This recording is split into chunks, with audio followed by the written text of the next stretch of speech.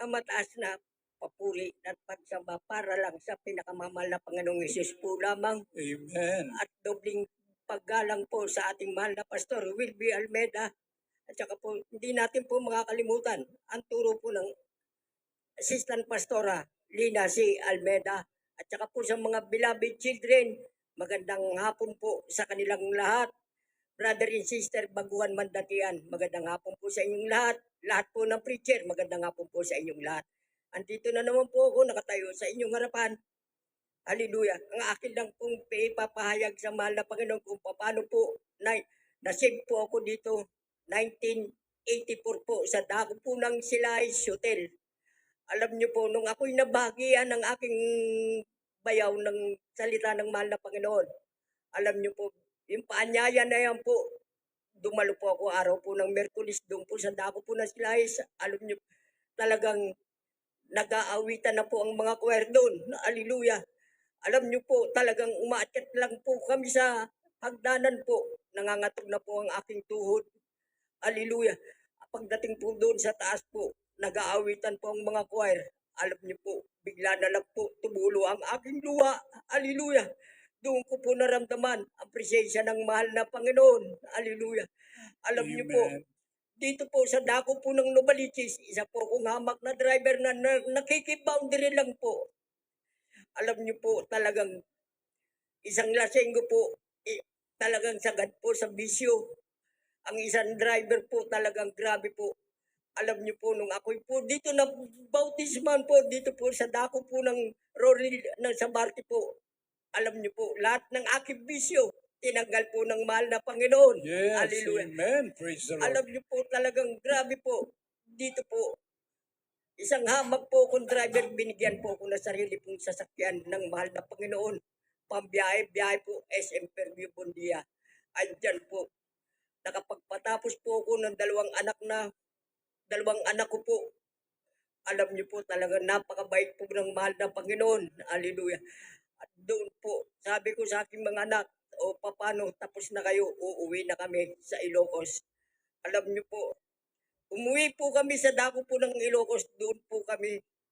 Napakalayo po. Alam niyo po, maski napuyat po ako, bumibiyahe papunta ng Ilocos. Alam niyo po, talagang grabe po. Ang pag-iingat sa amin ng mahal na Panginoon, pinarating po kami sa dako po ng Ilocos ng aking bilabid na yan. Alam niyo po, ang aking bilabid na yan, talaga po, doon po sa taga Ilocos po siya. Ilocos Sur po, alam niyo po, talaga bilabid white ko po. Alam niyo po, totoo po. Doon po sa dako po ng Ilocos Sur, doon po kami ginagamit po bilang mga awit po sa ubasan. Hallelujah. Alam niyo po, noong 2022 po, napunta po kami dito sa dako po ng Manila. Sabi po ng aming preacher, Brother George, kundi si bang iyong sasakyan. Alam niyo po, ang sabi ko sa ating preacher, opo, kondisyon po ang aking sasakyan.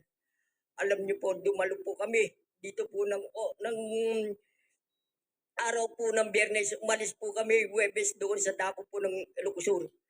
Dumating po kami dito, mga mag-aalas 11 po. Nakarating po kami dito ng Malate. Iningatan po kami ng mahal na Panginoon. Alam niyo po, talagang nakadalo po kami dito sa banal na gawain. Alam niyo po, pagdating, nung natapos na po ang gawain, alam niyo po, umuwi muna kami po diyan po sa aming tahanan sa may Mary Homes po.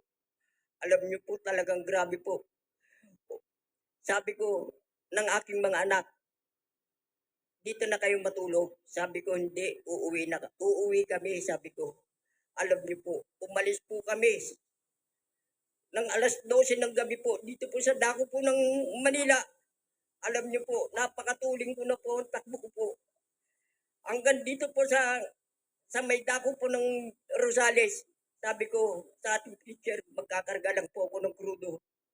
Alam niyo po, takbo na naman po kami, Brother George. Inaanto ka ba? Sabi ko, hindi po. Alam niyo po, pagdating po dito sa dako po ng Binalonan, andyan po ang malagim na trahedya namin. Hallelujah. Kasama, andyan po, pagdating po sa Binalonan, nakaiglip po ako sa aking manibela. Ako po nagdadrive. Mag-aalas 4 po ng madaling araw. Alam niyo po, buti po, wala po kaming nasabat na bagon ng mga sasakyan. Alam niyo po, ang aking sasakyan na yan. Alam, tumawid po kami sa kabilang karsada. Alam niyo po, totoo po, ang mga barriers na binangga ko doon, 4 na barriers po. Ayan po, natumba po lahat. Tatalon po ang aming sasakyan doon sa dako po ng malalim na lugar na yan. Alam niyo po, totoo, hindi po pinayagan ng mahal na Panginoon na tumalong kami doon sa malalim. Talaga, ang Diyos dito sa pinaglilingkuran natin ay buhay. Yes, amen. Alam niyo po, Hallelujah. totoo, itong ulo ko na to, naliligo na po ako sa akin ng dugo. Hallelujah. Hallelujah. Alam niyo po, sabi ng ating preacher, Brother George, bumaba ka na dyan, bumaba ka na sa sasakyan. Sabi ko, hindi po ako makababa. Hindi po ako ninipit po ako ng manibela ng aking sasakyan na yan. Alam niyo po, totoo, pag hinugot po ako pilit doon, nakababa po kami. Alam niyo po, ang nauna po nakababa ang aking beloved wife sa aking sasakyan. At totoo po, sabi po ng ating preacher, Brother George, magkararag tayo. Manalangin tayo para huminto ang dugo sa inyong ulo. Alam niyo po, talagang unti-unti po, nanalangin po kami ang aming ulo. Ang dugo, unti-unti po pinahinto ng mahal na Panginoon. Hallelujah. Alam niyo po, totoo, napakalayo po ng ospital. Dinala po kami sa Urdaneta Hospital. Alam niyo po, sabi po dun ng doktor sa Urdaneta, ano nangyari sa inyo? Alam niyo po, sumagot ang ating preacher, na-aksidente po kami. Bakit yung mag-asawa lang ang may damage sa ulo? Sabi, taga saan ba kayo? Taga Ilocos po.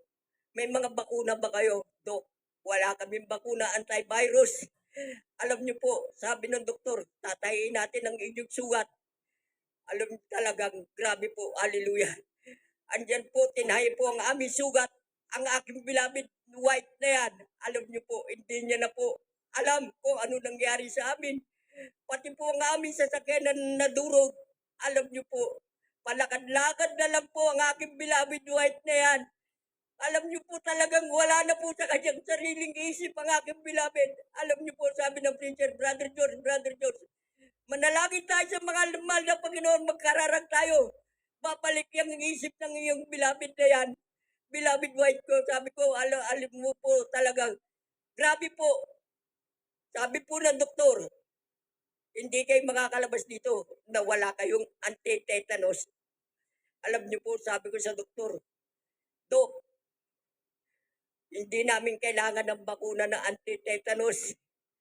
Pagagalingin ng mahal na Panginoon yan. Alam niyo po, sabi ng doktor, taga saan ba kayo? Alam niyo po, pinagmamalaki ko sa doktor, taga Jesus Miracle ako International. Hallelujah. Talagang, sabi ng doktor, x-ray mga ulo nyo. Sabi ko, Dok, hindi namin kailangan x-ray, lalabas na kami. Pipirma kami sa waiver kung kailangan lumabas, pipirma kami. Alam niyo po, totoo. Lumabas po, pinalabas po kami ng doktor, pumirma po kami ng waiver.